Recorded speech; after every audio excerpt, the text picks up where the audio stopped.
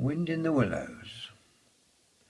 Author Kenneth Grahame was born in Edinburgh on the 8th of March 1859. His mother died when he was 5 years old, and his father, who had a drink problem, sent Kenneth, his two brothers and sister, to live with their maternal grandmother Ingalls at Cookham Dean in Berkshire. The old house, called the Mount, was in spacious woodland grounds close to the River Thames. The children were allowed to roam around the woods and river. It was here that young Kenneth kindled his love of wildlife and the riverbank.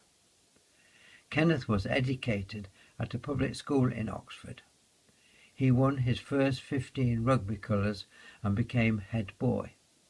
He wanted to go to Oxford University, but the family decided against it and found him a job as a gentleman clerk in the Bank of England. He used a bank ledger to write down ideas for stories and poems. At 19 years of age, he started to buy what became a huge collection of wooden and fluffy animals. His first book, called Pagan Papers, was published in 1893, when Kenneth was 24 years old. The theme of the book was a dislike of the machine age, favouring long country or riverside walks and relaxation. He wrote 2 more commercially successful books.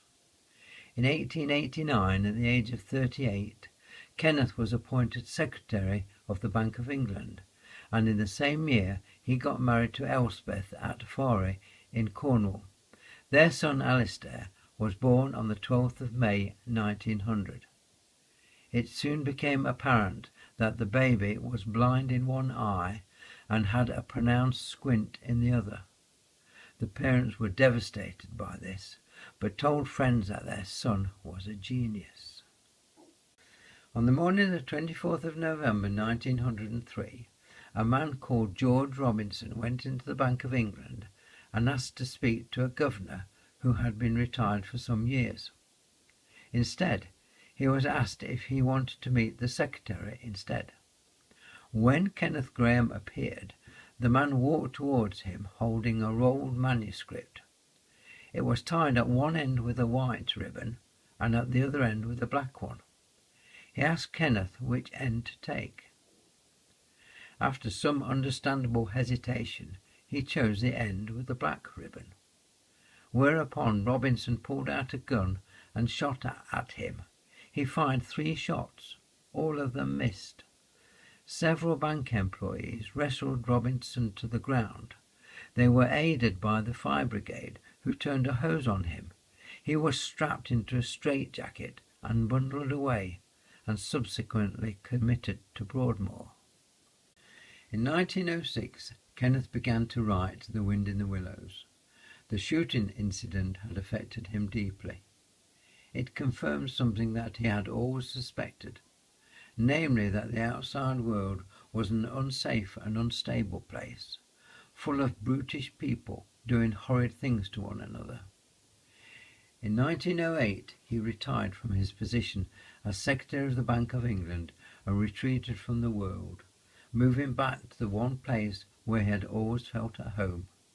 This was close to the Thames at Cookham Dean, in the house where he had spent his early childhood. He concentrated on finishing Wind in the Willows, expanding many bedtime stories that he had told his son, and the book was published in 1908.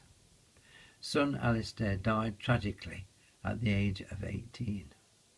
In 1929, the novel was in its 31st printing when playwright A. Milne adapted part of it for the stage as Toad of Toad Hall. In 2015, Wind in the Willows was adapted again for the stage as a musical by Julian Fellows and will be performed at the London Palladium from the 14th of June to the 9th of September 2017.